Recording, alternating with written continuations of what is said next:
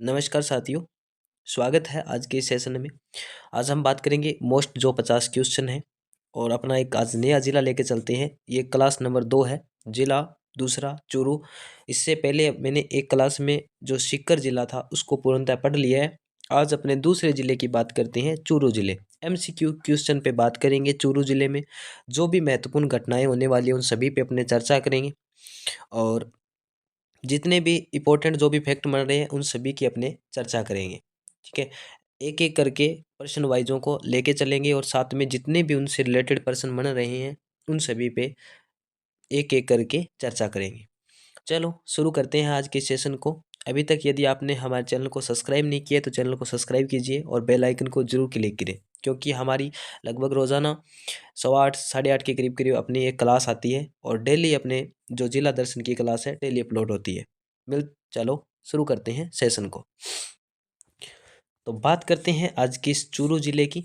और चूरू ज़िला आपको पता है कि चूरू ज़िला जो कि वर्तमान में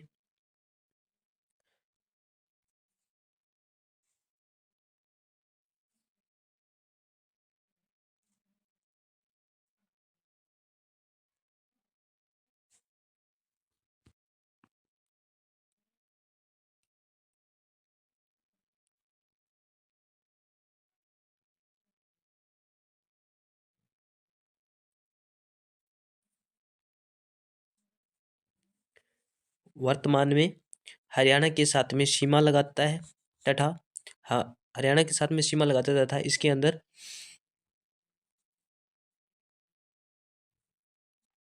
करीब करीब 10 एक तहसीलें इसके अंदर है। चलो अपने बात करते हैं आगे प्रश्नों पे। और जो अपना प्रश्न है, पहला प्रश्न वो कुछ इस प्रकार से है। Gateway of Thar, gateway of Thar, ठीक है, थार के नाम से प्रसिद्ध जिला कौन सा है? Gateway of Thar. आपको पता है कि अपने चूरू जिले को पढ़ रहे हैं तो जाहिर सी बात है चूरू को कहते हैं गेटवे ऑफ थार। यानी इसका मतलब क्या हो गया? गेट के यानी ये जो है ना, ये पूर्वी जो राजस्थान है अपना, पूर्वी राजस्थान में स्थित है। पूर्वी राजस्थान में स्थित है। स्थित होने के कारण इसे क्या कहते हैं? यानी पूर्वी राजस्थान में स्थित होने के कारण इसे गेटवे ऑफ थार कहते हैं। यानी जब अपने पूर्व से राजस्थान में प्रवेश करते हैं तो सबसे पहले थार में प्रवेश करने से पहले इसी के अंदर आना पड़ता है, यानी थार का प्रवेश द्वार मान लेते हैं। ठीक है, गेटवे ऑफ थार। ठीक है, बात करते हैं नेक्स्ट क्वेश्चन की। निम्न में से किस जिले में नदी नहीं है? ठीक है, किस जिले में नदी नहीं है? तो जो ऑप्शन है, ऑप्शन के आधार पे चूरू है। चूरू एक ऐसा जिला है जिसमें नदी विहीन है। चूरू है, इसके साथ में बीकानेर है। दो जिले हैं राजस्थान के जिसमें कोई भी नदी नहीं है। अपना ये रिलेटेड चूरू से है। बाकी बीकानेर और चूरू दो ऐसे जिले हैं जिसमें कोई भी नदी नहीं है। ठीक है, बाकी सभी में है। अनूपगढ़ के अंदर अभी नया जो जिला बना है अनूपगढ़, इसके अंदर भी नदी है। इसके अंदर घग्गर नदी आती है। ठीक है, घग्गर नदी। अपने अनूपगढ़ को पढ़ेंगे तो विस्तार से इसकी बात चर्चा और करें। बाकी चूरू में कोई नदी नहीं है। ठीक है, सीकर इससे पहले अपने पढ़ लिया था। तो इसके अंदर ऑप्शन नंबर क्या हो जाएगा? 2 राइट आंसर हो जाएगा। चूरू और बीकानेर। बीकानेर जरूर ध्यान रखना कि बीकानेर में भी किसी प्रकार की कोई भी नदी नहीं है। आगे बात करते हैं प्रश्न संख्या नेक्स्ट। तो ये प्रश्न क्या है कि चूरू जिले में कौन से बालू बालू स्तूप अधिकतम पाए जाते हैं? बालू स्तूप यानी जो मिट्टी होती है, जब आप धोरों पे मिट्टी देखोगे तो इस प्रकार से अलग अलग प्रकार के क्या है स्तूप बन जाते हैं। ठीक है, कोई अर्धचंद्राकार होता है, कोई किसी प्रकार का, कोई खड़ीन होता है, कोई किसी प्रकार का क्या होता है, अलग अलग प्रकार के स्तूपों का निर्माण हो जाता है। ठीक है, जैसे जैसे मिट्टी उड़ती है। तो अपने चूरू जिले में कौन से पाई जाती है? चूरू जिले के अंदर सबसे ज्यादा बरखान जो बालका स्तूप है, ये इनकी अधिकता पाई जाती है, बरखान स्तूपों की। ठीक है ना, एक नंबर इसका आंसर क्या हो जाएगा? आंसर क्या हो जाएगा? एक नंबर। ठीक है, सबसे ज्यादा राजस्थान में। बात करते हैं प्रश्न संख्या, अपने चूरू से रिलेटेड है। तो चूरू जिला घोषित कब हुआ? इंपॉर्टेंट फैक्ट है। तो चूरू जिला कब हुआ था? 1956 को। 1956 यानी 1 नवंबर 1900 1 नवंबर 1956 को। 1 नवंबर 1956 को क्या हुआ? चूरू जिले की घोषणा हुई थी। कब हुई थी? जिस दिन अपना यानी 1 नवंबर 1956 को जब पूरा अपना जो राजस्थान है पूर्ण हुआ था, उसी समय इसको क्या कर दी थी। ठीक है, और बात करें इसके लगभग जो चौथा जो एकीकरण हुआ था, चतुर्थ एकीकरण में है ना, 30 मार्च 1949 को चौथा जब चरण चल रहा था, उस समय इसको जोड़ लिया गया था। नेक्स्ट प्रश्न क्या है कि राजस्थान एकीकरण के समय चूरू किस का भाग था, किसका भाग या अंग था, ठीक है, किस प्रदेश का अंग था। यानी यहाँ थोड़ा प्रदेश भी दे सकता है, किस प्रदेश, या उस समय एक राज्य हुआ करते थे, छोटे छोटे रियासतें हुआ करती थी, यानी किस रियासत का भाग था, किस प्रदेश का भाग था। तो सीकर, जैसलमेर, बीकानेर या जयपुर, तो किसका था, बीकानेर का। बीकानेर जो रियासत थी ना, इसका भाग था, बीकानेर रियासत का था, ठीक है, बीकानेर रियासत के अंदर ही आता था। बीकानेर को पहले क्या पुकारते थे, जांगल प्रदेश, ये बीकानेर ये ठीक है, इधर वाला जो इलाका था ये जांगल प्रदेश के नाम से जानते थे। आगे बात करते हैं, चूरू जिले को, ये प्रश्न आ ही गया, चूरू जिले को महाभारत काल में क्या कहते थे। चूरू जिले को मुरुकांतान, जांगल प्रदेश, शेखावटी क्षेत्र या डांग क्षेत्र। तो क्या बोलते थे चूरू जिले को, चूरू जिले को मैंने आपको बताया कि चूरू जिला किसके क्षेत्र में आता था, बीकानेर को। और बीकानेर को जो था, बीकानेर, बीकानेर वाला प्रदेश था, तो उसे महाभारत काल के अंदर इसे क्या कहते थे, ठीक है। तो यानी ये बीकानेर, बीकानेर के यानी जांगल प्रदेश, महाभारत काल में ये जांगल प्रदेश का एक हिस्सा था। लेकिन प्राचीन भारत के अंदर बात करें, इंपॉर्टेंट फैक्ट है ये, थोड़ा सा स्टार मार के बता देते हैं। यानी जो प्राचीन भारत था, ठीक है, यानी थोड़ा सा प्राचीन जो भारत था, प्राचीन भारत में, है ना, प्राचीन भारत के समय ये योधेय प्रदेश का भी भाग रह चुका है, योधेय, ठीक है, योधेय जो प्रदेश है ना, योधेय प्रदेश का भी क्या रह चुका है, भाग रह चुका है। ये थोड़ा सा ध्यान रखना, प्राचीन भारत के अंदर योधेय था, और वैसे जब महाभारत काल की बात करें तब कौन सा था, जांगल प्रदेश था, ठीक है। आगे बात करते हैं नेक्स्ट प्रश्न की। एक मान्यता देखें, ऐतिहासिक मान्यता के अनुसार चूरू जिले की जो स्थापना, या चूरू की स्थापना किसने की थी। तो चूरू की जो जो किसने की थी, ये जाटों ने की थी, ठीक, किसने की थी, जाटों ने, ठीक है, इंपॉर्टेंट है, जाटों ने की थी। अब जाटों का एक नाम मिलता है, चूड़ा नाम का एक जाट था, ठीक है, चूहड़ा नाम, चूहड़ा नाम का एक जाट था, जिसने लगभग 1620 ईस्वी के अंदर करीब करीब की थी, 1620 ईस्वी में, ठीक है, चूड़ा नामक जाट था, उसने चूरू की स्थापना की थी, ठीक है। 1620 में, और बाद में इसके अंदर 1739 के अंदर यहाँ एक किला बना दिया था, किसने बनाया था, एक किला बनवाया था, किसने, बाद में 1739 के अंदर ठाकुर कुशाल सिंह ने यहाँ पे किला बना दिया था, ठीक है। यानी यहाँ तक तो क्या हुआ था, ये ऐतिहासिक मान्यता है, ऐतिहासिक, ठीक है, लोगों द्वारा। आगे बात करते हैं, कांगड़ा कांड किस जिले से संबंधित है। कांगड़ा कांड किससे है, चूरू जिले से है, ठीक है, चूरू से। कांगड़ा कांड का जो संबंध है वो कहाँ से है, चूरू जिले से है। और करीब करीब ये कांड हुआ था 1946 में, 1946 में ये कांड हुआ था। और इसके अंदर जो प्रमुख थे वो मगाराम वेद थे, मगाराम जी वेद, मगाराम वेद, ये इनकी प्रमुख भूमिका रही थी, मगाराम वेद। और यहाँ क्या हुआ था, खरीफ की जो फसल थी वो नष्ट हो गई थी। कौन सी फसल नष्ट हो गई थी, खरीफ की फसल नष्ट हो गई थी, ठीक है। यानी खरीफ की फसल नष्ट होने में, खरीफ फसल क्या हो गई थी, नष्ट होने के उपरांत उपलक्ष्य में ये क्या किया गया था, एक एक प्रकार की, तो यानी खरीफ की फसल नष्ट होगी तो वो कर देने के लिए या लगान चुकाने से असमर्थ थे। तो लगभग 35, करीब करीब 35 जो किसान थे वो बीकानेर जाते हैं, और उसमें बीकानेर के राजा शार्दुल सिंह थे, शार्दुल सिंह, ठीक है, थोड़ा सा ध्यान रखना है, शार्दुल सिंह थे। बीकानेर के शासक कौन थे उस समय, शार्दुल सिंह से 35 लोग गए थे, ये किसान थे, उनके साथ में मारपीट की गई थी, ठीक है। Next question. अपने एक एक प्रश्न को थोड़ा डिटेल में देखने की कोशिश करें, जितना हो सकता है उतने हम डिटेल में जाने की कोशिश कर रहे हैं, ठीक है। बात करते हैं नेक्स्ट क्वेश्चन की, चूरू जिले की सीमा किस राज्य से लगती है। चूरू जिले की जो सीमा है किसके साथ में लगती है, इंपॉर्टेंट फैक्ट है, हरियाणा के साथ में लगती है, ठीक है, हरियाणा, HR, हरियाणा के साथ में लगती है। और हरियाणा के साथ में शायद राजस्थान की जो सीमा है 1200, बात करते हैं अपनी, हरियाणा के साथ में सीमा लग रही है, और हरियाणा के साथ में 1262, राजस्थान की 1262, और वर्तमान में 8 जिले लग रहे हैं, ठीक है, वर्तमान में 8 जिलों के साथ में सीमा बना रहा है, ठीक है, वर्तमान में 8 जिलों के साथ में सीमा बना रहा है। आगे नेक्स्ट क्वेश्चन की बात करते हैं,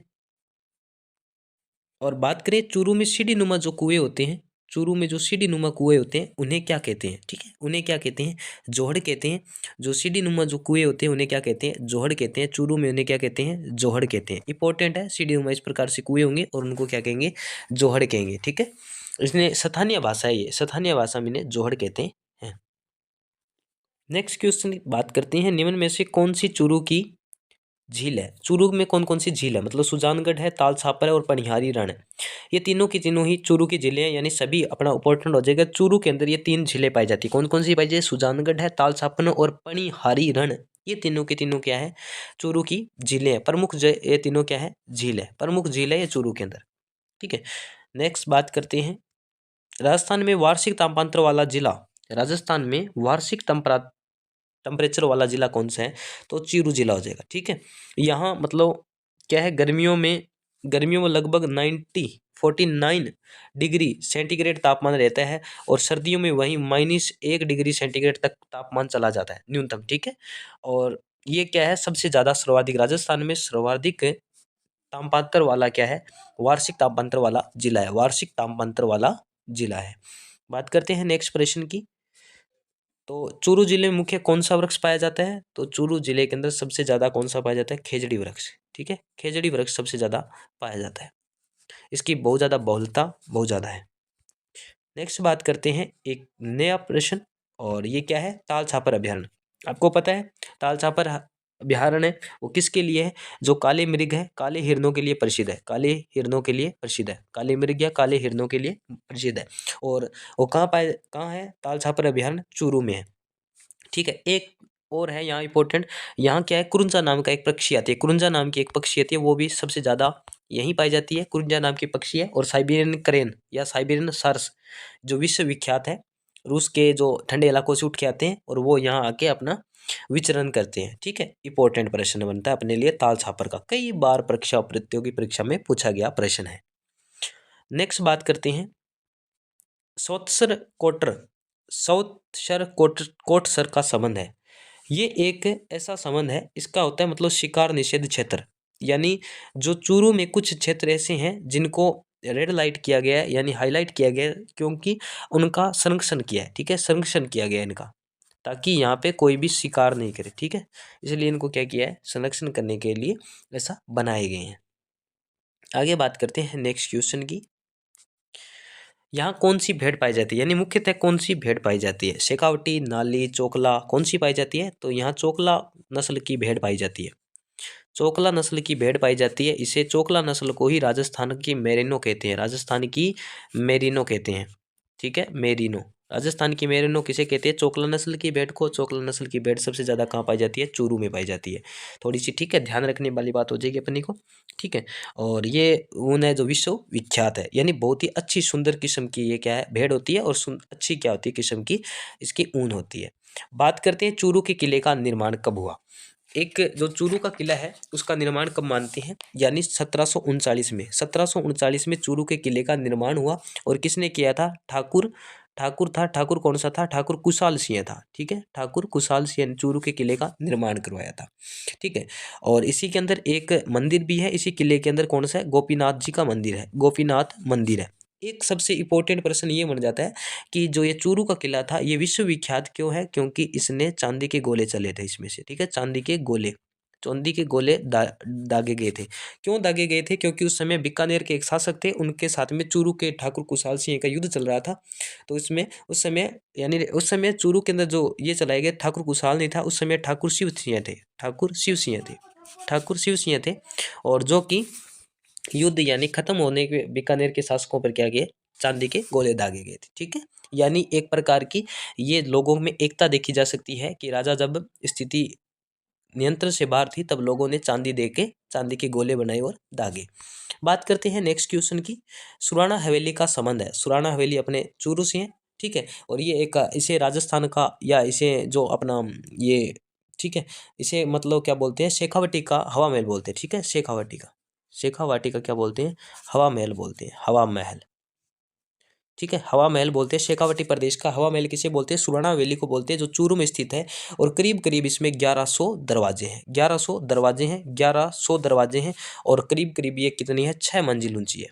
ठीक है, 6 मंजिल ऊंची है और 1100 इसमें दरवाजे हैं। ठीक है, इसे शेखावटी का क्या कहते हैं, हवा महल कहते हैं। आगे बात करते हैं नेक्स्ट क्वेश्चन की। थोड़ी से बालाजी से संबंधित प्रश्न है। सालासर, इच्छापूर्ति, तिरुपति बालाजी। देखो सालासर बालाजी, इच्छापूर्ति बालाजी और तिरुपति बालाजी, और एक डूंगर बालाजी। ठीक है, कई बार पूछ ले डूंगर बालाजी, ये भी बालाजी हैं, यानी इनका संबंध है चूरू जिले से। सभी के सभी जितने भी बालाजी के मंदिर है सारे के सारे कहाँ से, सालासर है, चाहे वो इच्छापुरनी, तिरुपति, डूंगरजी, कोई भी बालाजी का मंदिर है, वो कहाँ से संबंधित है, कहाँ से संबंधित है, चूरू से। एक थोड़ा सा ध्यान रखना, जो इच्छापुरनी बालाजी मंदिर है ये सरदार शहर में आता है, सरदार शहर, सरदार शहर, ठीक है, सरदार शहर ये, ठीक है, यहाँ की तहसील है चूरू जिले की, तो यहाँ इसमें पड़ जाता है। और जो हनुमान जी का मंदिर है और कौन सी शैली में बना है, द्रविड़ शैली में बना है, द्रविड़ शैली में बना है, ठीक है, इंपॉर्टेंट है थोड़ा सा, द्रविड़ शैली के अंदर बना हुआ है, ठीक है। और एक है यहाँ बालाजी बैठे हुए, वो कौन सी में, ऐसे आशीर्वाद मुद्रा में बैठे, एक राजा बैठते हैं, राजा की तरह बैठे हुए इच्छापुरनी बालाजी मंदिर, ठीक है। Next question. तो ये अपने कुल कुल मिला के जो अपने प्रश्नों को देखा, और आशा करते हूँ सभी प्रश्न आपको अच्छे लगे होंगे। इनमें से करीब करीब अपने ने जब लगभग यानी 50 से 60 प्रश्नों के ऊपर अपने चर्चा की है, तो आप अपने इस चैनल को लाइक कीजिए, शेयर कीजिए, और अपने सभी दोस्तों के साथ ज़रूर शेयर कीजिए। और आप बेल आइकन को ज़रूर क्लिक कीजिए, क्योंकि रोज़ाना करीब करीब अपने 8:30 के करीब अपनी ये रोज़ाना क्लास अपलोड होती है, तो आप ज़रूर इसे देखें। मिलते हैं एक नेक्स्ट वीडियो में, तब तक के लिए धन्यवाद। जय हिंद।